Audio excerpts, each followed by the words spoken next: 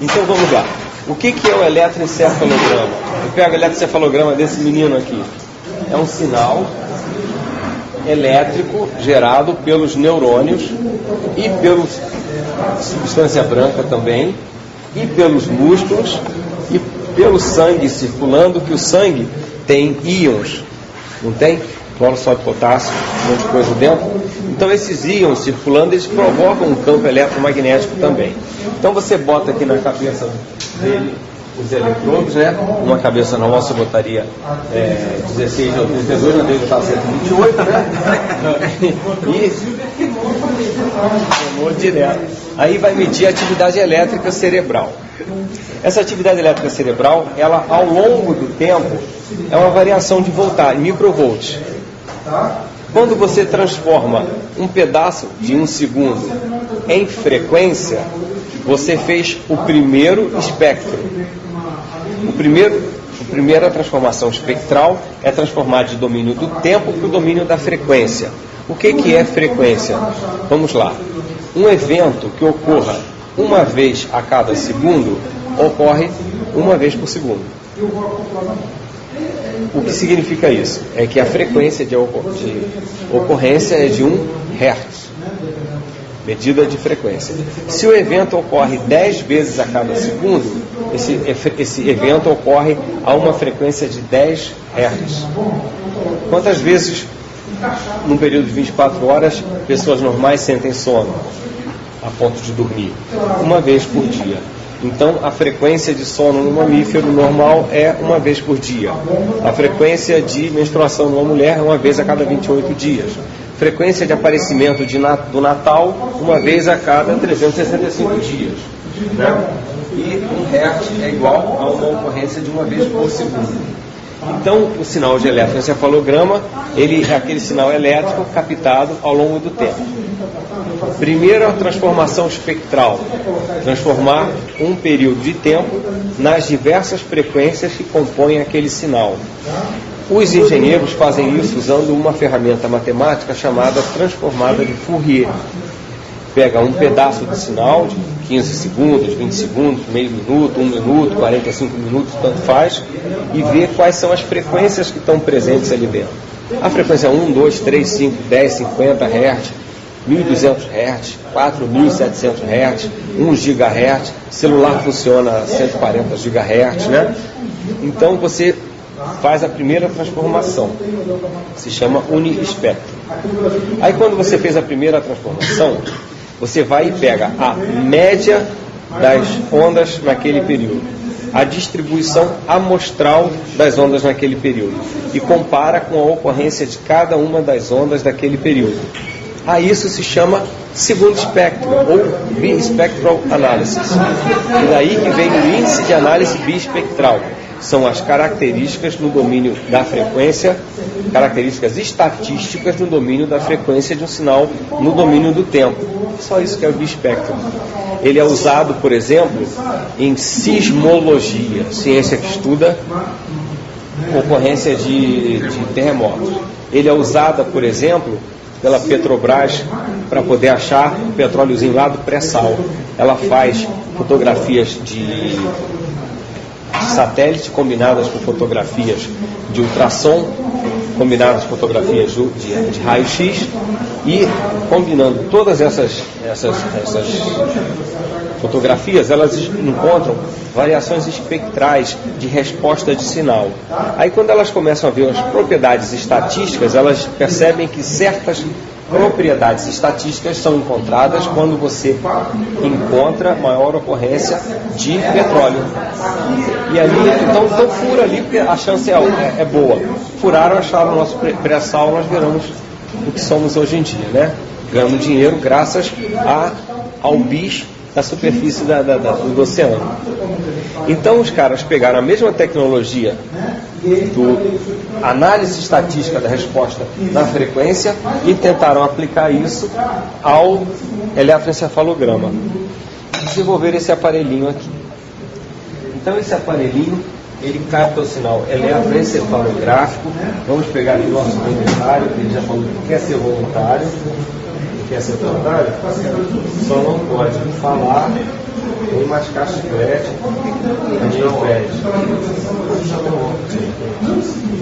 aqui, esse eletrodo ele tem umas espículas de plástico para facilitar e escarificar a pele. Então ele deve ser colocado com carinho, cuidado. E como o nosso voluntário é um voluntário que não está anestesiado, a gente vai pedir a ele mesmo para apertar, que aí ele sabe dosar onde lhe dói a cabeça. Aperta aí com o dedo, escreve para seus colegas residentes o que você sente quando você aperta aqui.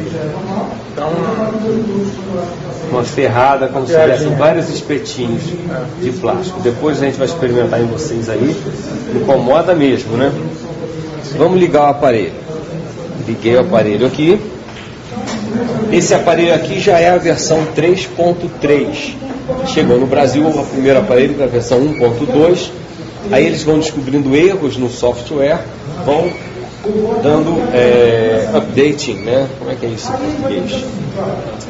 Atualização, upgrade de atualização de software. Esse aqui é a 3.3. Ele vai fazendo o check dele, né?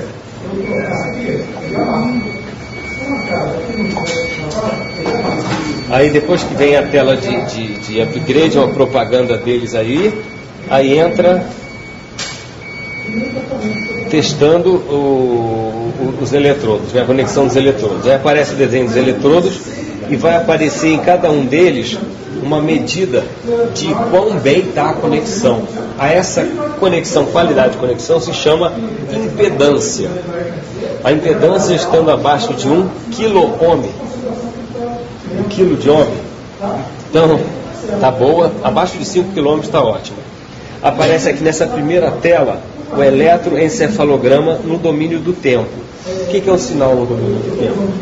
É um sinal que você capta e vê como é que ele funciona ao longo de um pedaço de tempo. Aqui dá mais ou menos 14 segundos. As telas aqui, elas variam. Elas apresentam uma demonstração de eventos, checando os sensores. Agora ela vai ver se a transmissão elétrica está boa, sem necessidade. Esse aqui está com 3 quiloohms. 3 quiloohms, 2 quiloohms, 5 quiloohms, todos eles passados. Né? É, o máximo é assim.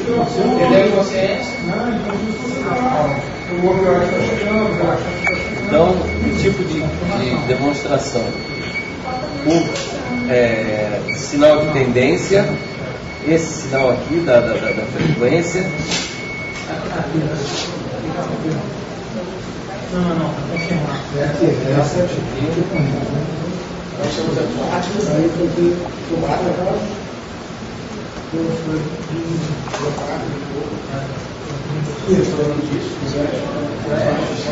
Setup aqui, se você quiser mexer para sair impressão, setup de parâmetros, diagnóstico, alarme, a língua alemão, francês, espanhol ou inglês. Obviamente português não vem, porque o aparelho vem lá da matriz e eles não querem nem saber se a gente fala português ou não.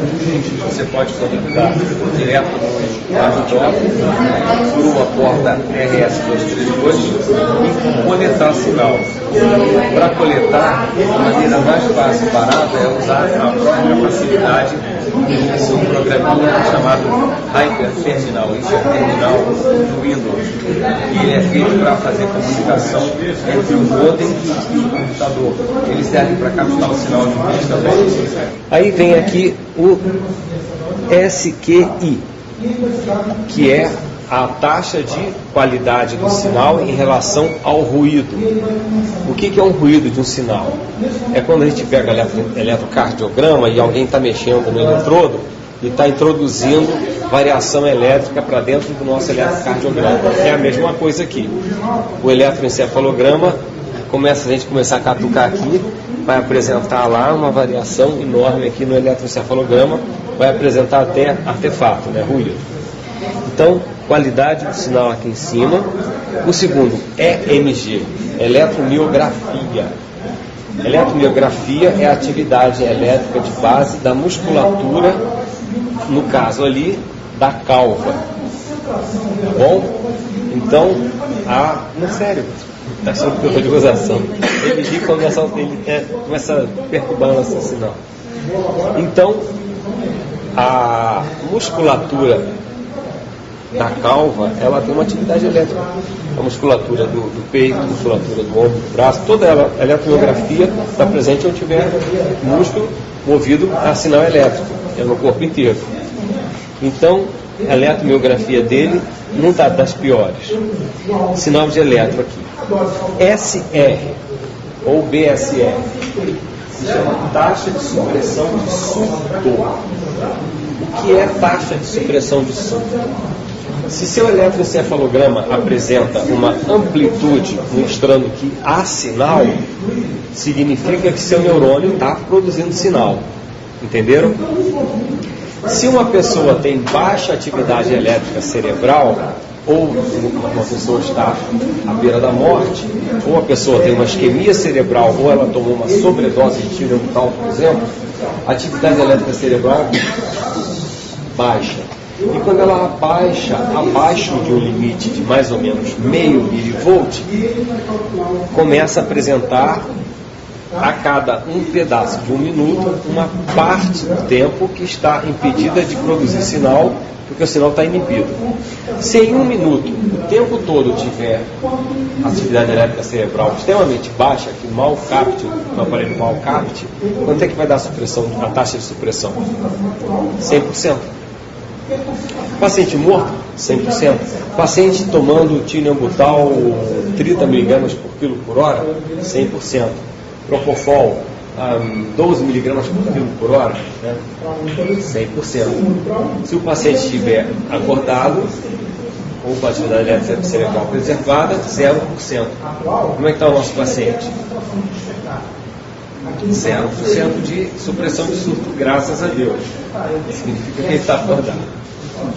Aqui, nesse quadradinho, você tem duas opções. Ou você apresenta a evolução do índice, que está aqui, 96, ao longo do tempo, né? Às 15h55 deu esse valorzinho aqui, perto de 100, 97, 96, por aí. E vai ao longo da cirurgia, você vê ele variando, ou então você tem uma segunda opção. É isso aqui. Essa segunda opção aqui, que é um gradiozinho, e vocês percebem que tem uma linhazinha lá do lado direito, parece uma minhoquinha. Então isso aqui é o seguinte, olhando para cá, aonde está a maior quantidade de sinal, onde está mais densa a quantidade de sinalzinho luminoso amarelinho? Mais ou menos aqui, não é? Então ele tem uma alta densidade em torno de 10, 12 por aí Hertz, significando que ele está com predominância de ondas alfa, diferentemente de Robinson e de Pérez, que estavam com predominância de ondas beta. No entanto, a borda espectral dele está em torno de 26, significando que a grande quantidade de sinal elétrico dele está em torno de 26,2 Hz. Ou seja, ele está desperto, só está calmo. Tá bom? Esse gráfico aqui é um pouco difícil de entender, eu não tenho aqui um papel para desenhar, mas é mais ou menos o seguinte: você pega um intervalo de eletroencefalograma, no caso ali a cada 14 segundos, o aparelhinho calcula a quantidade de frequências em Hertz que estão presentes nesse intervalo e bota o resultado aqui em cima variando de 0 a 30 Hz, ou ciclos por segundo. Então a borda dele está acima de 25, certamente ele está acordado. Os pacientes com frequências de borda espectral em torno de 12 estão profundamente relaxados, começando a sentir sono. Abaixo de 8 certamente estarão dormindo.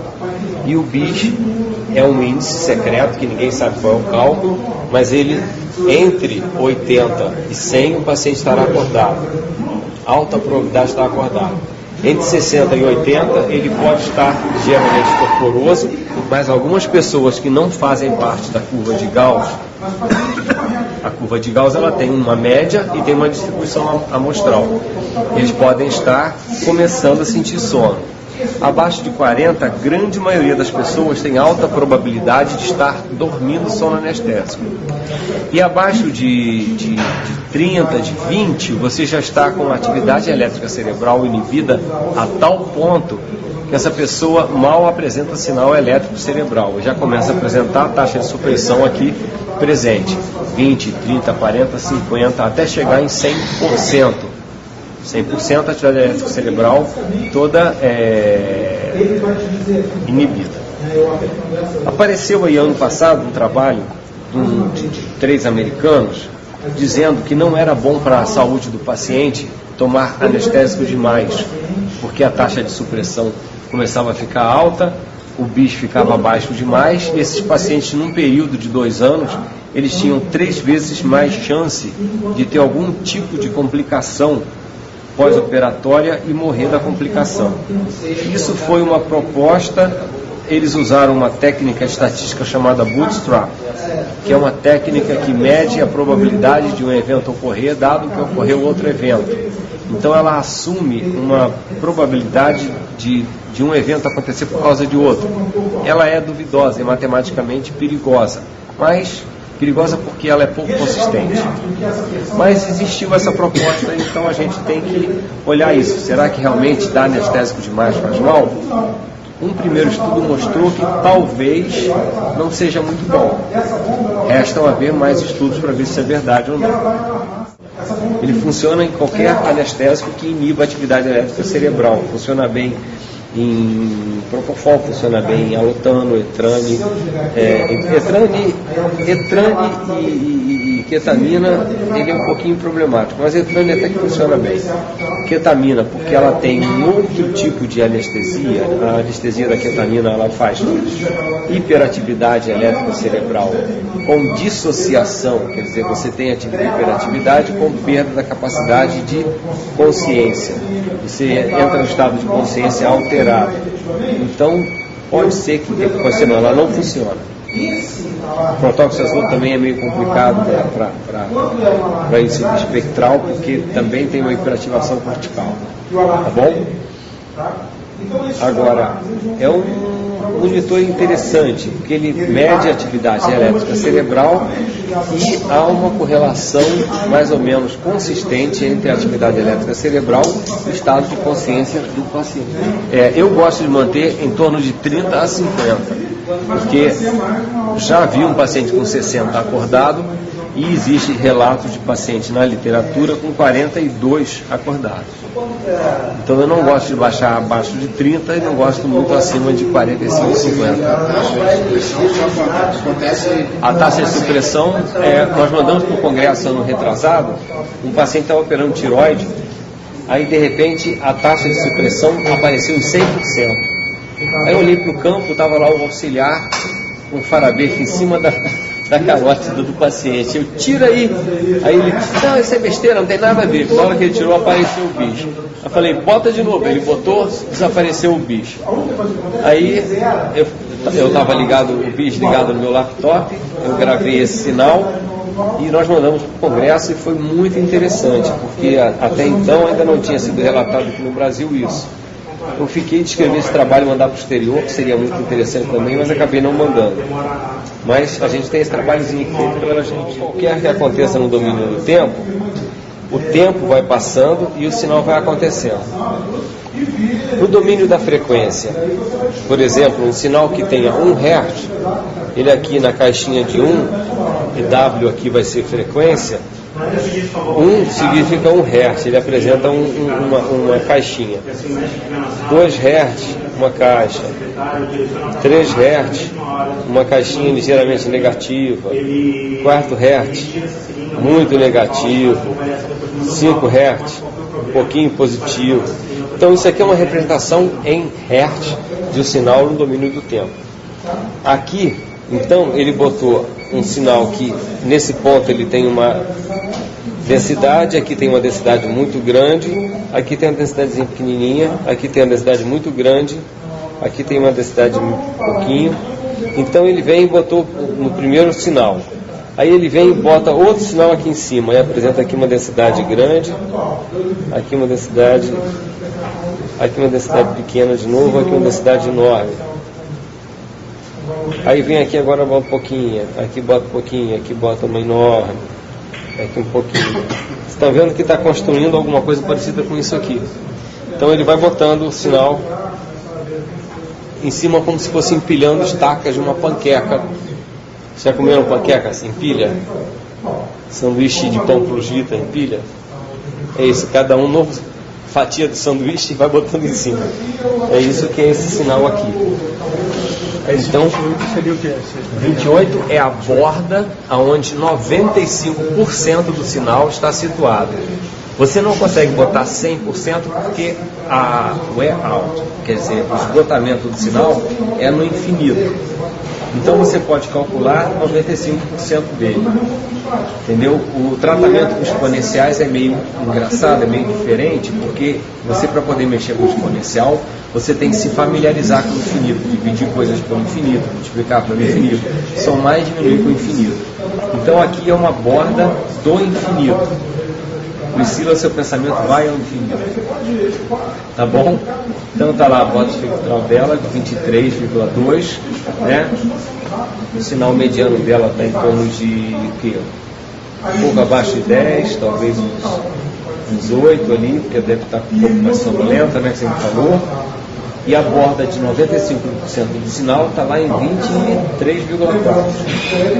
Agora, o número de bis dela, 97. Ela está desperta, a atividade elétrica cerebral dela é compatível com uma pessoa desperta e ela está com um bis de uma pessoa acordada. Quando o sinalzinho estiver com a gente aqui, a gente vai poder fazer com pacientes sedados com midazolam, sedados com propofol, sedados com oxigênio com tóxico de azoto, ou respirando ar com oxigênio a 100% completamente acordados. E aí vocês vão ver as diferenças, tá bom?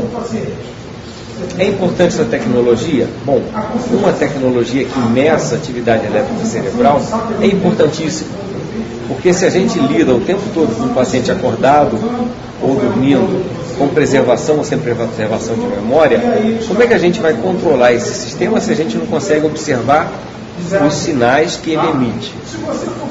Quer dizer, um eletrocefalograma de potencial evocado em sala seria uma coisa muito desejada. Dos aparelhinhos que tem no mercado atualmente, dos vários aparelhinhos, o BIS parece ser o melhor deles, porque ele tem uma base de estudo muito grande, que dizer, se tem publicados para mais de 20 mil papers, artigos sobre BIS. E o BIS, para funcionar, ele tem uma base de dados lá dentro do processador dele, aí dentro, de para mais de 5 mil pacientes. Isso é atualizado a cada nova versão que é lançada. Já está na versão 3.3, não é isso? E a firma se compromete a atualizar o BIS à medida que vão sendo lançados novos software. E a firma também, engraçado, né? Vocês não sabiam que vocês podem capturar esse sinal para o laptop. Eu publiquei isso também há uns 2 anos atrás, e na época quem vendia não sabia que podia fazer isso, e dizia que o sinal ficava aí dentro guardado, só não sabia como é que tira. E aí eu mostrei como é que tirava, é fácil tirar. Você pode usar o programinha que já vem no Windows, chamado Hiperterminal. Só que ele funciona em entradas RS-232, que são coisas obsoletas que você já não acha mais nenhum laptop. Você agora só tem a portas USB. Então você tem que achar um redutor USB RS-232, que vende lá no InfoShop, e setar o aparelho para pegar na porta com a porta serial 1. que é como é que está o software aí. Então eles tinham que fazer um software mais atualizadozinho e botar uma portinha USB ali atrás. Mas parece que poucas pessoas têm interesse em recuperar o sinal. FPZ, ou seja, frontal, FZ1 e A2 se fosse mastoideu, ou F2 se for aqui no trago. Tá bom? Esse aí é de um canal, olha só. Macetes para os eletrodos durarem muito paciente, para serem descartáveis. Manusear o eletrodo com carinho, né? Então, sem entortar. Você viu que hoje nós usamos em quantos pacientes aqui? Pelo menos uns 7, né? Mas são segredos que a gente não sabe. Limpar a testinha do paciente para tirar a gordura, deixar com alquinho. Não precisa escarificar a testa, porque o próprio eletrodo é autoescarificante. O sinal no domínio do tempo, ele se resolve por milivolts. O sinal no domínio da frequência se resolve por hertz, ou ciclos por segundo. Então, 95% do eletroencefalograma dele está abaixo de 13,8 Hz. Ou seja, a predominância de sinais dele ali é espantosa. Ela está perto dos 6 Hz. E se vocês forem pegar um paciente de UTI que chegue lá com 40 milímetros de mercúrio de máxima, 160 de batimentos por minuto, tomando amina assim, para poder manter aquela cabeça de pressão que mal dá para poder urinar, como é que vocês fazem? Como é que vocês fazem na prática? Paciente de CTI todo ferrado porque eles querem fazer uma laparotomia. Está lá com amina simpática para poder manter a pressão em 60, 70. Por que não ketamina? Ketamina com midazolam e relaxante, né? É uma excelente opção. Agora, como é que você vai saber se ele está dormindo, se ele está acordado, se você não tem bicho? Antes de fazer o relaxante muscular, chama o paciente e pergunta: o senhor está acordado? Está me ouvindo? E observa qual é a resposta dele. Se ele não for surdo, obviamente, ele poderá responder ou não. Se ele não responder, a probabilidade que ele esteja dormindo é alta. E mesmo nesse assunto em particular, nós trabalhamos com probabilidade, porque ele pode estar fazendo uma conversão histérica e fingindo que está dormindo. Essa pergunta aí. Agora, uma outra coisa que eu não falei para aquele grupo e lembrei para vocês é o seguinte: no final das contas, a gente usa relaxante muscular. E na hora que usa relaxante muscular, ferrou. Não tem mais nada que diga se o paciente está acordado ou não. Não é verdade? O que a gente pode fazer para tentar recuperar algum sinal do paciente motor depois que ele foi curarizado? Um anestesista de obstetrícia na década de 70, ele planejou, chamado Tunstall, ele planejou um sinalzinho chamado sinal de Tunstall, que eu acho que é assim a coisa mais brilhante que existe. Brilhante porque é simplíssimo de ser utilizado. Ele pegava a veia do paciente aqui, aí aqui ele botava o aparelho de pressão. Na hora que ele ia injetar o curare nessa veia, ele 5 segundos antes, ele enchia o aparelho de pressão acima da pressão arterial do paciente máximo, de modo que não chegasse sangue arterial novo nesse membro. Então ele injetava o relaxante muscular no outro braço. O paciente ficava todo relaxado, exceto o braço que foi isolado. Então se chama técnica de isolamento do braço de Tunstall. Essa técnica mostra se o paciente tem reação motora à intubação, por exemplo. Ou você chegar para o paciente e perguntar: está tudo bem? Se o paciente estiver processando o sinal, ele pode fazer um sinalzinho assim com a mão. Agora vocês vejam que coisa interessante. Na década de 80, um professor titular de uma universidade inglesa, ele fez uma crítica a esse sinal muito grande, malhando, falando mal, porque ele ia fazer isso nos pacientes dele, e quando ele perguntava aos pacientes, o braço começava a se mexer de uma maneira desesperada, tentando pegar tudo que tivesse, não dava sinal nenhum para ele. O que vocês acham que estava acontecendo? O paciente estava acordado, desesperado, e ele não conseguiu perceber isso. Paulo me acuda, né? E ele interpretou que esse sinal não servia porque o paciente ficava mexendo aleatoriamente, tentando pegar tudo com a mão que não estava relaxada. Fica direto deitando. Fica apertado durante 20 minutos, pelo menos. E nesses 20 minutos o cara ficava desesperado, né? E outra coisa muito interessante, vocês já viram aquele livro de Clinical Anesthesiology que tem escrito pelo Mikhail e por não sei mais quem, pelo Morgan? Lá existe um parágrafo em que o conhecidíssimo professor, está escrito lá, o conhecidíssimo professor de anestesia fala que é justificável que o paciente que esteja extremamente grave fique acordado durante sua anestesia geral, já que nenhum anestésico pode ser usado para deixar ele dormindo. Vocês concordam com isso? Não dá para usar midazolam que está lá? Então o que ele escreveu é uma estupidez sem gosto, né? Quer dizer, a gente não pode ler e aceitar tudo que está escrito nos livros como definitivo. Tem que duvidar do que está escrito lá. E eventualmente são escritas besteiras inominadas.